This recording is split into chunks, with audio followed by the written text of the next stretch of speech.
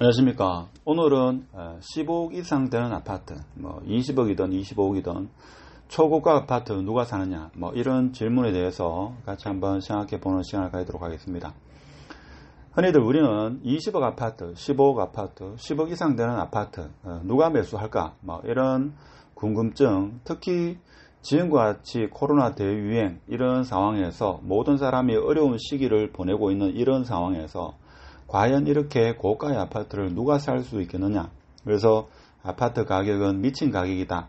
그리고 비정상적이다. 이렇게 이야기를 합니다. 물론 이런 20억 아파트, 15억 아파트가 전반적으로 이런 가격이 형성되어 있으면 그것은 어떻게 보면 좀 거품이 많이 끼었다. 이렇게 볼 수 있겠습니다만은 극히 일부의 아파트가 20억, 15억, 23억 이렇게 되는 것은 그만한 이유가 있겠죠. 그런 부분에 대해서 한번 이야기를 해보도록 하겠습니다. 물론 소시민 입장에서는 3억, 5억, 2억 이런 아파트도 사실 구매하기 어려운 그런 현실이죠. 사실 이런 10억 이상, 15억 이상 되는 아파트는 전문직이라 하더라도 있죠. 직장생활을 오래 하지 않으면 사실 매수하기가 힘든, 그래서 전문직들도 부모 찬스가 없으면 구매할 수가 없는 그런 고가의 아파트가 아니겠나, 이런 생각을 누구나 합니다. 그러면 과연 어떤 그런 이야기를 많이 하죠. 직장생활 20년 해야지 서울의 아파트를 살 수 있다. 서울의 중위 아파트를 살 수 있다. 대구에서도 아파트를 매수하려면 직장생활 10년 이상은 해야 된다. 이런 이야기를 합니다. 전문직도 마찬가지죠. 흔히 말하는 0.1%에 드는 의사 선생님들도 사실 15억짜리 아파트를 살려고 하면 페이로 해서는 사실 나이 50 가까이 돼서도 이 15억짜리 아파트를 매수하기가 쉽지가 않습니다. 그렇죠? 물론 오픈했을 경우에는 또 다른 이야기입니다만 하여튼 결론적으로 말씀드리면 월급만으로는 사기가 쉽지 않다. 그래서 결론은 미친 가격이다. 자, 이런 이야기를 합니다. 근데 과연 이 말이 맞는 말일까? 자, 일부는 맞고 일부는 틀렸다. 저는 그렇게 봅니다.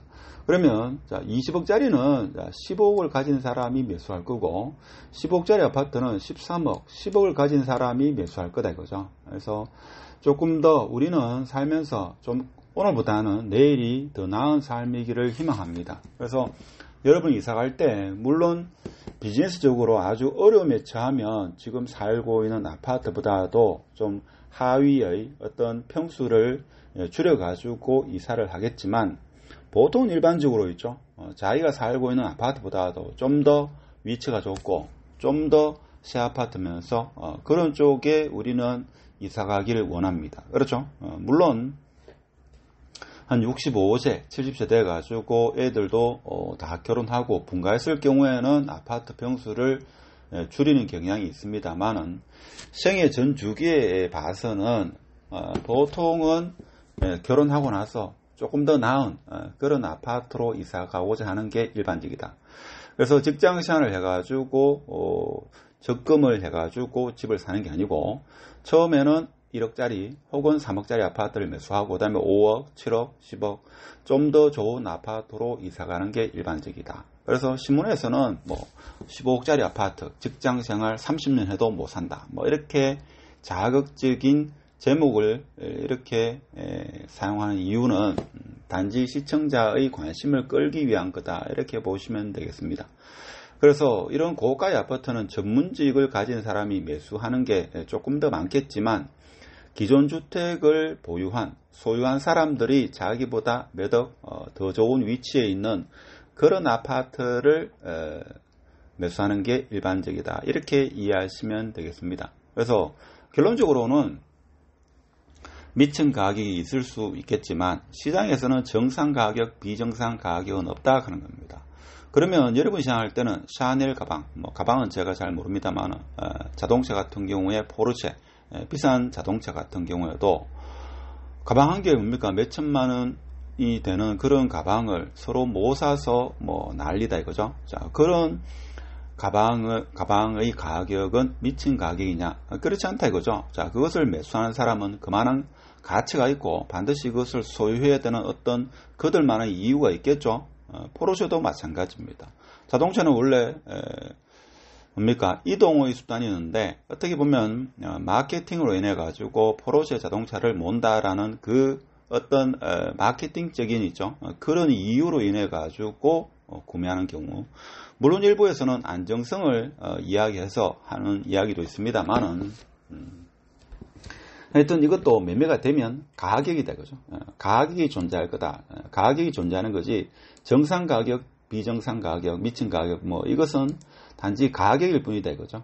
그래서 매수하는 사람이 있으면 자본주의 사회에서는 그것은 가격이다 이렇게 보시면 그렇게 이해하시는 게 제가 볼 때는 조금 더 자본주의 시대, 자본주의에서의 어떤 부동산이라든지 주식, 기타 등등의 가치를 평가하고 매수하는 데 조금은 도움이 되지 않겠는가.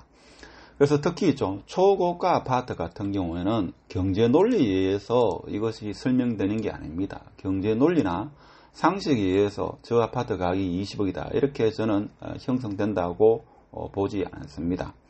자, 그것은 제가 볼 때는 매수해야 되는 사람의 특별한 이유가 있다.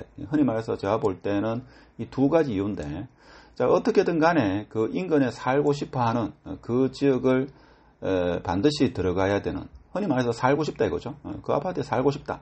돈 액수는 상관이 없다 이거죠. 그러니까 0.1% 혹은 0.01% 사람은 아파트 가격은 별 관심이 없다. 단지 그 아파트에 내가 살고 싶다는 이유. 그리고 제가 볼 때는 이런 사람들도 있겠지만 이런 사람들보다 더 많은 이유를 차지하는 게 아이 교육 때문에 있죠. 50평에 살다가 지금 어떻게 보면 대구 수성구 같은 경우에는 50평에 한 10년 내외 아파트보다도 32평의 신규 아파트가 가격이 더 치고 올라가는 그런 과거와는 다른 패턴이 나타나는 이유가 학군, 아이들 교육 때문에 아파트 가격은 중요한 게 아니다 그죠. 돈은 어느 정도 있다. 그래서 아이가 잘 됐으면 하는 그런 바람에서 이사를 가고, 그래서 그 인근의 국민평형 가격이 오히려 수성구의 타 지역의 50평대 아파트를 능가하는 그러한 현상이 벌어진다 이거죠. 자, 이것은 단순히 경제 논리로 설명되는 그런 부분이 아니다 이거죠.